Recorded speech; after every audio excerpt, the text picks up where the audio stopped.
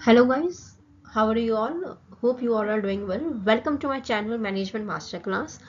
Please channel को subscribe कीजिएगा, bell icon press कीजिएगा ताकि आपको नोटिफिकेशन मिलते रहे मेरे अपकमिंग वीडियोस के। एंड सॉरी मैं 9-10 डेज से वीडियो अपलोड नहीं कर पाई क्योंकि मैं आउट ऑफ टाउन थी। तो आज हम पिछले वीडियो में हमने डिस्कस किया था बिजनेस एनालिटिक्स। बिजनेस एनालिटिक्स क्या होता है, उसके कैरेक्टरिस्टिक, उसके टाइप्स, उसके प्रोसेस। आज के वीडियो में हम डिस्कस करेंगे बहुत इंपॉर्टेंट टॉपिक, बिजनेस एनालिटिक्स के इंपॉर्टेंस, एडवांटेज और डिसएडवांटेज। तो शुरू करते हैं। प्लीज़ चैनल को सब्सक्राइब कीजिएगा, लाइक कमेंट कीजिएगा। आपको कोई भी डाउट होता है तो आप प्लीज़ मुझे कमेंट करके बताइएगा, मैं ज़रूर आपकी हेल्प करूँगी। चलिए शुरू करते हैं। तो बिजनेस एनालिटिक्स की जो इम्पोर्टेंस और एडवांटेजेस हैं वो रिलेटेड है। कुछ भी पूछा जाता है, आप दोनों में से कोई भी पूछा जाए, इंपॉर्टेंस पूछी जाए चाहे एडवांटेज पूछी जाए, आप ये पॉइंट्स लिख सकते हैं। चलिए, पहला पॉइंट है improved decision making. Improve decision making, इसमें क्या होता है कि बिजनेस एनालिटिक्स, अगर हम एनालिटिक्स का यूज़ करते हैं डेटा, तो हमारा जो डिसीजन है वो परफेक्ट होता है, बेटर होता है एज कम्पेयर टू जब हम गेस वर्क के थ्रू डिसाइड करते हैं या अपने इंट्यूशन के अकॉर्डिंग करते हैं। क्योंकि इसमें हम डेटा को एनालाइज करते हैं, वो जो डिसीजन हम लेंगे वो डेटा के अकॉर्डिंग लेंगे, डेटा के आधार पर लेते हैं। तो जब हम डेटा के आधार पर कोई भी डिसीजन लेते हैं, यानी प्रैक्टिकल होकर लेते हैं, तो वो डिसीजन थोड़े बेटर होते हैं।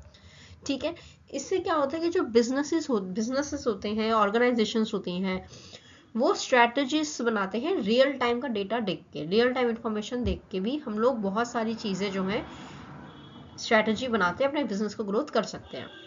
ठीक है, जैसे मान लीजिए कि अभी जैसे एआई का फीचर चल रहा है, तो बहुत सी कंपनीज जो है आर्टिफिशियल इंटेलिजेंस का यूज़ कर रही हैं ताकि वो अपने बिजनेस को ग्रो कर पाएँ। ठीक है, तो ये जो एग्जाम्पल इसमें मैंने लिखा हुआ है, एग्जाम्पल है, एक कंपनी है वो अपना सेल्स का जो ट्रेंड है वो एनालाइज करते हैं ताकि वो प्रोडक्ट का जो प्राइस है वो डिसाइड कर पाए। यानी मान लीजिए अगर किसी की सेल्स का ट्रेंड अगर डिप कर रहा है और वो प्राइसिंग की वजह से है, मतलब उसका जो प्राइस कॉम्पिटिटर से हाई है या कुछ है, तो वो अपना जो प्राइस अगर कम करे तो सेल्स ट्रेंड बढ़ने के कितने चांसेस हैं वो उसको एनालाइज करना। ठीक है, अगला है हमारा एनहेंस्ड एफिशिएंसी। एनहेंस्ड एफिशिएंसी में क्या होता है कि मैनुअल डेटा के बदले हम ऑटोमेशन प्रोसेस करते हैं। जैसे आपने देखा होगा, अगर बहुत सी ऐसे, जब हम अमेजोन इनसे जब हम बात करते हैं कस्टमर केयर से, तो पहले चैटबॉट बात करता है, तो एटलीस्ट उन्हें पता लग जाता है कि कौन सा कस्टमर को डाउट है। तो प्रोसेस बहुत ऑटोमेशन में चला जाता है मैनुअली। अब जैसे बैंक्स में भी आप लोगों के पास बैंक ऐप्स हैं, आप बैंक के ऐप से आप सारी चीज़ें कर सकते हो। ठीक है, पहले ऑटोमेशन में क्या, अब ऑटोमेशन है, मैनुअल नहीं है कि आपको बैंक में हर चीज़ के लिए जाना पड़ेगा। तो इससे क्या होता है कि टाइम बचता है और कॉस्ट भी बचता है। कि मैनुअली अगर हम हर चीज़ के अंदर हम जा रहे हैं तो मैनुअली हमें मैन पावर का बहुत रिक्वायरमेंट होगा, इतनी फाइल्स रखने के लिए हमें स्टोरेज स्पेस क्रिएट करना पड़ेगा, लेकिन अब वो नहीं है। ठीक है, इससे क्या होता है कि प्रोडक्टिविटी इंक्रीज होती है, क्योंकि टाइम बचेगा तो वो टाइम आप किसी और चीज़ में इन्वेस्ट कर सकते हो ताकि आपकी का जो प्रोडक्टिविटी है बिजनेस का बढ़े। प्रोडक्टिविटी बढ़ेगा तो बिजनेस भी ग्रो करेगा। ठीक है, जैसे एग्जांपल है ऑटोमेटिक इन्वेंट्री मैनेजमेंट इन ई कॉमर्स। जैसे मैंने बताया, ई कॉमर्स इंडस्ट्री में स्टॉक्स मैनेजमेंट के लिए, ऑटोमेशन के लिए एक बंदे रख देते हैं, या एक वो सॉफ्टवेयर डाल देते हैं कि जिसमें सॉफ्टवेयर होता है जिसमें पता लग जाता है कि ये स्टॉक्स हमारे नहीं है। जैसे कई बार आपने चेक किया होगा, वहाँ पे लिखा आता है कि लिमिटेड स्टॉक, ओनली 3 लेफ्ट, तो उससे पता लग जाता है 3 ही बचे हैं ये, उस पर हमें दोबारा इस सामान को मंगाना है। या जैसे आपने अगर ब्लैंकेट यूज़ किया हो, जैप्टो यूज़ करा होगा आपने, आई एम श्योर, तो वहाँ पे भी जैसे आ जाता है कि सोल्ड आउट, तो उन्हें पता है कि अभी ये सामान हमारे पास नहीं है, आपको कस्टमर ऑर्डर करेगा तो हमें मंगाना है। ठीक है, चलिए मूविंग ऑन। अगला है हमारा कॉम्पिटिटिव एडवांटेज। कॉम्पिटिटिव एडवांटेज में क्या है कि जो बिजनेसेस होते हैं, ऑर्गेनाइजेशंस होती हैं, वो मार्केट का जो ट्रेंड है वो एनालाइज करते हैं, तो इससे वो अपने जो कॉम्पिटिटर्स हैं उससे आगे रह सकते हैं, उससे उनको कॉम्पिटिटिव एज मिल सकता है। कैसे मिल सकता है, मान लीजिए अगर एक कंपनी है ए, दूसरी है बी। ए कंपनी है जो बिजनेस एनालिस्ट का यूज करती है मार्केट ट्रेंड्स को एनालाइज करने के लिए।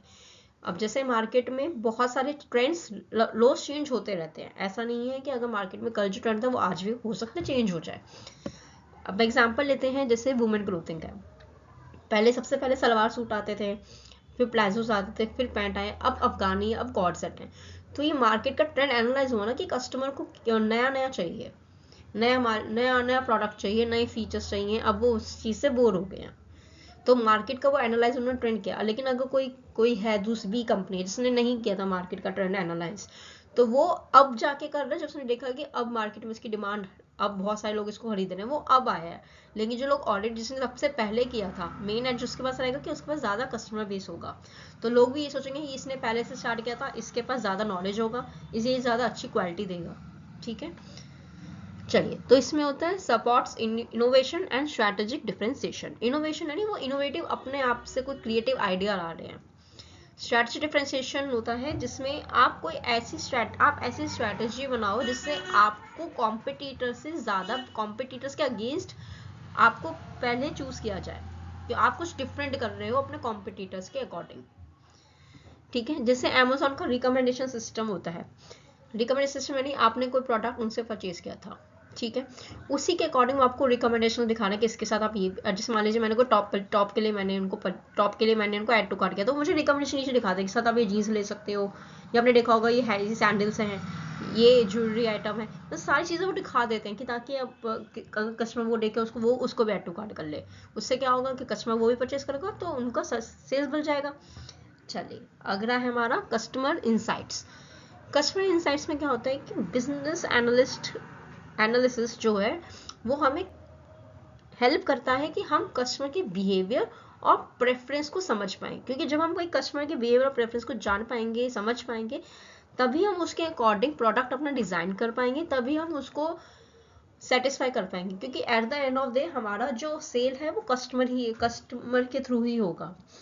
प्रोडक्ट अगर हमें सेल करना है, हमें अगर मार्केट में आगे बढ़ना है, या हमें कॉम्पिटिटिव एज चाहिए, तो किससे होगा, जो हमारा कस्टमर सेटिस्फाई होगा। तो जैसे बहुत सारे फीडबैक फॉर्म्स होते हैं जिसमें कस्टमर का फीडबैक लिया जाता है, तो उससे क्या होता है, कस्टमर की प्रेफरेंस पता लग, जैसे उसमें आता है ना, आप क्या आप अपने फैमिली और फ्रेंड्स को प्रेफर करेंगे हमारी सर्विसेज, तो किस लिए होता है, वो इसलिए होता है कि जानने के लिए कि कस्टमर है हमारे, कंफर्टेबल है हमारे लिए या नहीं है।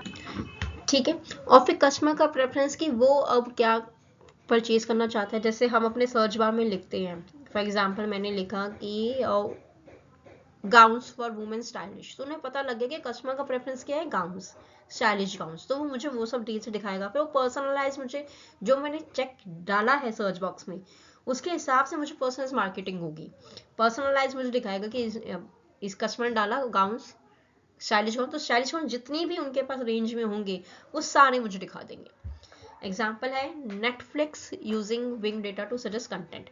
जैसे आपने नेटफ्लिक्स पे कोई वेब सीरीज देखी या कोई अपनी मूवी देखी, तो उसी के अकॉर्डिंग वो आपको कंटेंट दिखाएगा। फॉर एग्जाम्पल आपने आपने कोई ड्रामा सीरीज देखी, तो आपको ड्रामा सीरीज ही दिखाता रहेगा, या अगर आपने थ्रिलर देखा तो वो थ्रिलर शोज आपको सारे रिकमेंड करता रहेगा। ठीक है, चलिए आगे बढ़ते हैं। अगला है हमारा रिस्क मैनेजमेंट। रिस्क मैनेजमेंट क्या होता है कि बिजनेस एनालिसिस या बिजनेस एनालिस्ट जो होता है वो हमें हेल्प करते हैं कि हम डिटेक्ट कर पाएँ कि कोई फ्रॉड तो नहीं हो रहा है, कोई फाइनेंशियल रिस्क तो नहीं है। ऑपरेशनल वल्नरेबिलिटीज होता है, जैसे कोई ऑर्गेनाइजेशन में क्या गैप्स हैं, वल्नरेबिलिटीज गैप्स, क्या कोई सी चीज़ है जो ऑर्गेनाइजेशन में वीक है डे टू डे एक्टिविटी चलने के लिए। ऑपरेशन मानी डे टू डे एक्टिविटीज़। जैसे मान लीजिए फॉर एग्जांपल एक कंपनी है जहाँ का वर्क कल्चर अच्छा नहीं है, वर्क इन्वायरमेंट अच्छा नहीं है, तो वहाँ के जो एम्प्लॉयज़ होते हैं उनका काम करने का मन नहीं करता, वो अपने दिल से पूरा काम नहीं करते हैं। तो उसमें क्या होता है कि रिस्क होता है कि एम्प्लॉय ठीक से काम नहीं करेंगे तो बिजनेस ग्रो नहीं करेगा, और at the end of the day company बंद हो जाती है। ठीक है, चलिए अगला पॉइंट है ensure compliance with legal and regulatory requirements. हम जिस भी बिजनेस में होते हैं उसके कोई ना कोई रूल्स एंड रेगुलेशंस होते हैं, हमें वो रूल्स एंड रेगुलेशंस हम पूरे फुलफिल करें, वो भी बहुत इंपॉर्टेंट होता है। क्योंकि अगर हम वो लीगल जो रूल्स हैं, रेगुलेशंस हैं, अगर हम वो फुलफिल नहीं करते तो हम पे लीगल केस भी हो सकता है, कंपनी बंद भी हो सकती है।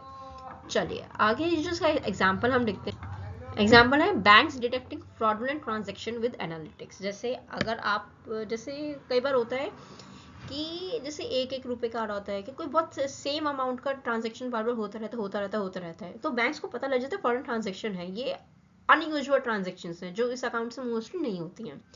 या कई बार आप अगर बैंक को बता देते हो कि ये फ्रॉड ट्रांजेक्शन मैंने नहीं किया है, तो वो अपने एनालिटिक्स का यूज़ करके चेक करते हैं। ठीक है, तो ये रिस्क मैनेजमेंट का एग्जाम्पल है। आप एग्जाम्पल्स लेके आएंगे तो आपको अच्छे पॉइंट्स मिलेंगे, मार्क्स अच्छे मिलेंगे आपको, इसलिए मैंने एग्जाम्पल साथ में लिखे हैं। ठीक है, आप कोई और भी एग्जाम्पल भी लिख सकते हो अपने हिसाब से। चलिए अगला पॉइंट हमारा optimised supply chain and operations. Optimise supply chains में होता है predict demand patterns to ensure efficient inventory management.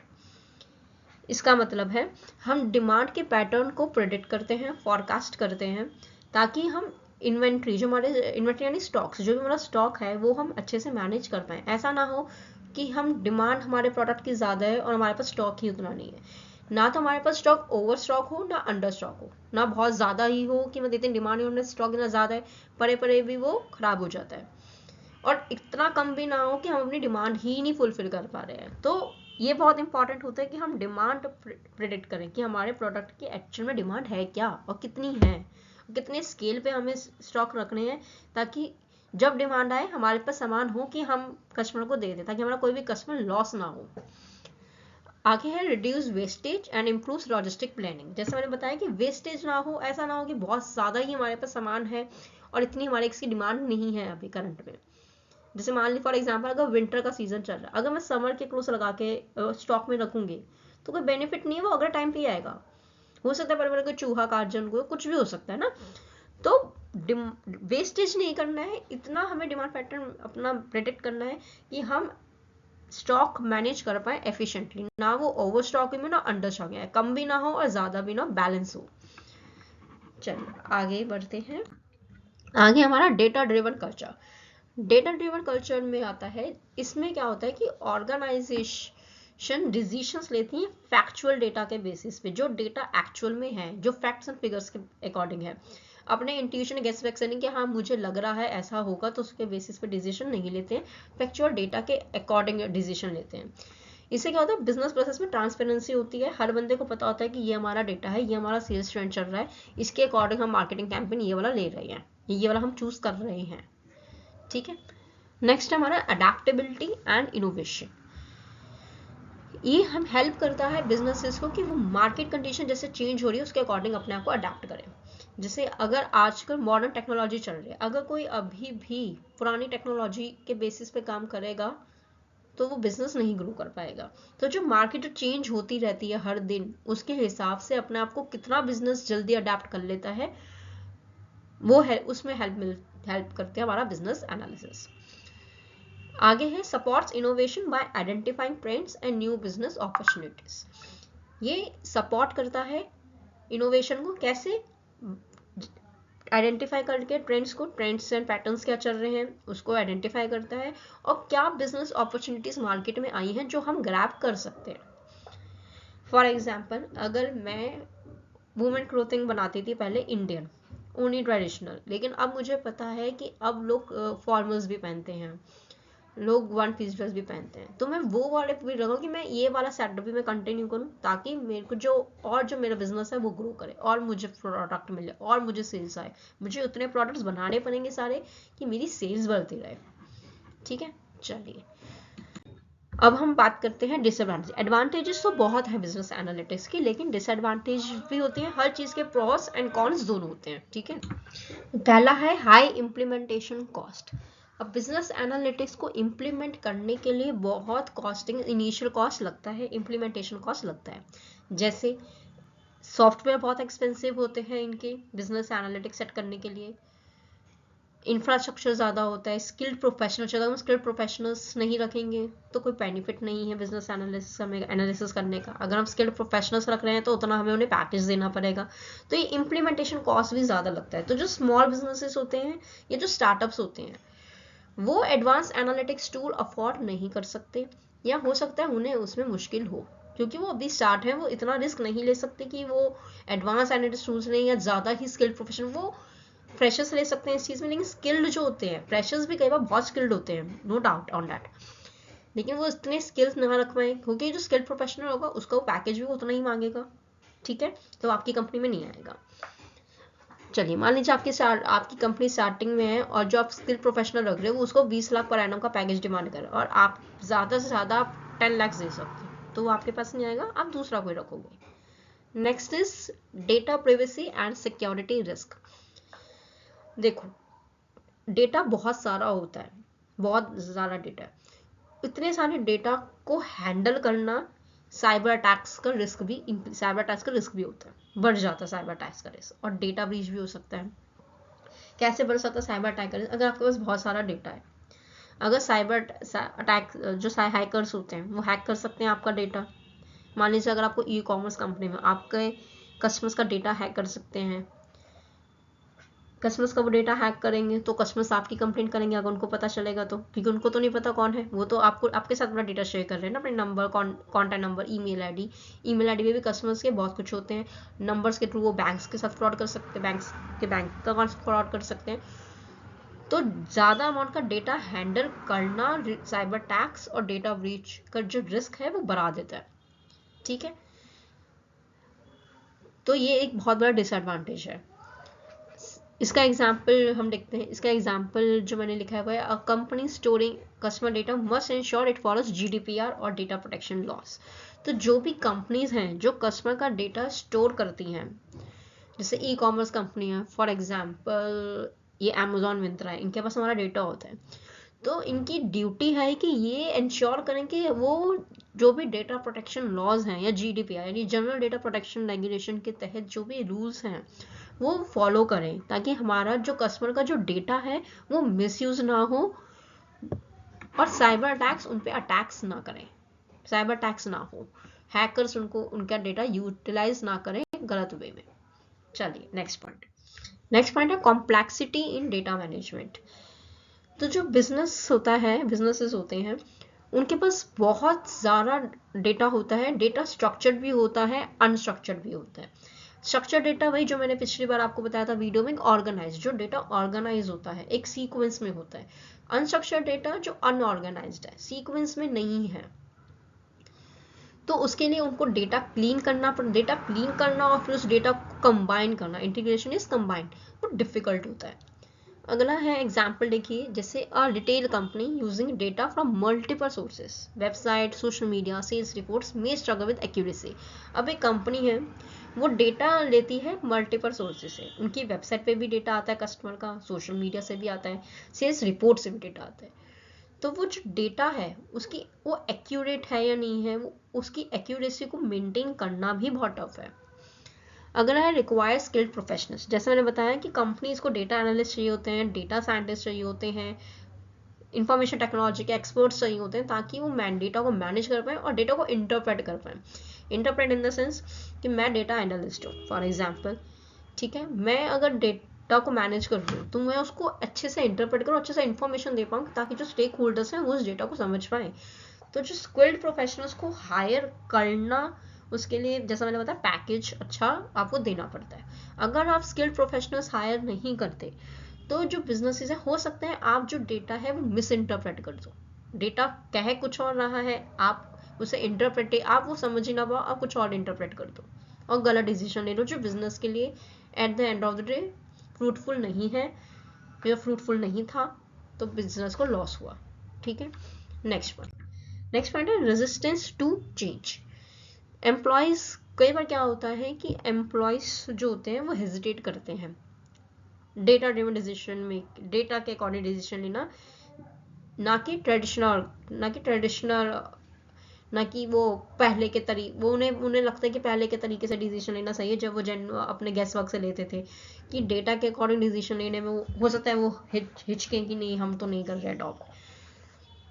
जैसे जो कुछ मैनेजर्स होते हैं जो डिसीजन लेते हैं एक्सपीरियंस के अकॉर्डिंग, वो कहते हैं ना मुझे एक्सपीरियंस है, मुझे पता है कौन सा डिसीजन लेना है, क्या करना है, तो ऐसे मैनेजर्स हो सकते हैं वो हेजिटेट करें डेटा के अकॉर्डिंग डिसीजन लेना। अगला पॉइंट है over reliance on data. Over reliance on data ये क्या है कि हम डेटा पे इतने ज़्यादा निर्भर हैं, बहुत ज़्यादा हम डेटा पे निर्भर हैं, हो सकता है डेटा जो हमारे पास है वो इतना डेटा अच्छा ना हो सकता है उस डेटा में कुछ ना कुछ एक्यूरेसी ना हो सकता है वो मिसिंग डेटा हो। तो इसमें क्या होता है कि जो ह्यूमन की इंट्यूशन है ना वो इग्नोर हो जाते हैं। ह्यूमन इंट्यूशन में जैसे मान लीजिए कई बार होता है कि आपका सिक्सेंस कह रहे हैं कि नहीं ये जो डेटा के अकॉर्डिंग नहीं है ऐसे करना चाहिए, तो उससे क्या होता है कि जो ह्यूमन की इंट्यूशन क्रिएटिविटी है वो इग्नोर कर देता है बिजनेसेस। मतलब क्यों, क्योंकि सारा नंबर पे करके नंबर दिखा रहा है कि ये स्ट्रैटेजी लेनी है, लेकिन एक बंदा है वो कह रहा है कि नहीं ये स्ट्रैटेजी आगे जाके हमें नुकसान करेगी, लेकिन नहीं मानते बिजनेसेस। क्यों? क्योंकि डेटा उनका कह रहा है कि करेगा तो वो कर देते हैं। एग्जाम्पल है इसका, a company using only past sales data to predict future trend might miss market shift. जैसे एक कंपनी है वो पास्ट सेल्स का डेटा देख रहा है फ्यूचर ट्रेंड को प्रेडिक्ट करने के लिए, तो जो मार्केट में शिफ्ट्स हो रहे हैं, मार्केट में चेंजेस हो रहे हैं, वो नहीं देखा, क्योंकि वो प्रेजेंट डेटा शायद नहीं देख रहा, वो सिर्फ पास्ट का डेटा। तो प्रेजेंट और पास्ट डेटा दोनों को देख के ही आप फ्यूचर प्रेडिक्ट करोगे तो ही आपकी कंपनी ग्रो करती है। चलिए अगला पॉइंट देखते हैं। अगला पॉइंट है हमारा data quality issues. Data quality जैसा मैंने बताया कि डेटा अगर इनएक्यूरेट है, इनकम्प्लीट है या पुराना डेटा है तो वो रॉन्ग इन्फॉर्मेशन आपको देगा और आप गलत डिसीजन ले लोगे। ठीक है, अगर पुराना डेटा है, आउटडेटेड डेटा है कि हमने बहुत करंट डेटा नहीं है, हमने 3-4 साल पुराना डेटा उठा के हम इनसाइट्स देख रहे हैं, उसमें से डेटा को इंटरप्रेट कर रहे हैं, डेटा की उस डेटा से इंफॉर्मेशन निकाल रहे हैं, तो डिसीजन गलत होगा, क्योंकि 3-4 साल पहले की चीज़ और आज की चीज़ में फ़र्क है, बहुत चीज़ें चेंज हो गई हैं, मार्केट चेंज हो गया है। चलिए एग्जाम्पल है, if a company uses old customer preferences it may create marketing campaigns that don't appeal to current trends. जैसे अगर एक कंपनी है, कस्टमर की पहले प्रेफरेंस, फॉर एग्जांपल ले लेते हैं कि कस्टमर पहले प्रेफर करते थे सलवार सूट्स पहनना, वुमेन्स प्रेफर करती थी पहले, तो वो वही मार्केटिंग कैंपेन्स चला रहे हैं। तो करंट ट्रेंड तो है नहीं, करंट ट्रेंड किसका है? कॉर्ड सेट्स का है, पैंट सूट्स का भी है, अफगानी सलवार्स का है, लेकिन उन्होंने वो ट्रेंड यूज ही नहीं किया क्योंकि वो तो पास्ट कस्टमर के प्रेफरेंस पे थे। ठीक है, एथिकल कंसर्न है, अगर आप कस्टमर का डेटा बिना उसके कंसेंट के यूज करते हो तो ये एथिकल और लीगल इश्यूज फेस करते हैं। ठीक है, अगर जैसे आपने अगर देखा होगा कि वेबसाइट पूछती हैं कि allow this app to use your basic information, मतलब बेसिक इन्फॉर्मेशन का कंसेंट कस्टमर नहीं दे, लेकिन अगर उसकी दूसरी इन्फॉर्मेशन अगर आप यूज कर रहे हो तो वो एथिकल लीगल इश्यूज है। ठीक है, जैसे companies using predictive analytics to track user behaviour may face backlash for privacy violations. जैसे कुछ कंपनीज है प्रेडिक्टिव एनालिसिस, यानी प्रेडिक्टिव क्या होता है? फ्यूचर को प्रेडिक्ट करना। ठीक है, प्रेडिक्टिव एनालिसिस यूज कर रही है यूजर का बिहेवियर को ट्रैक करने के लिए। तो जैसे आपने कभी देखा होगा कि जब हमें कोई, अगर हम कोई एक वेबसाइट पे सर्च कर रहे होते हैं, वो हमें बाकी चीज़ों पे भी दिखती रहती है, बाकी ऐप्स पे भी। ठीक है, क्योंकि वहां तो आप अलाउ कर देते हो, अगर आप डिसअलाउ करोगे तो नहीं आएगा, लेकिन आप अलाउ कर देते तो सब जगह आते हैं। ठीक है, चलिए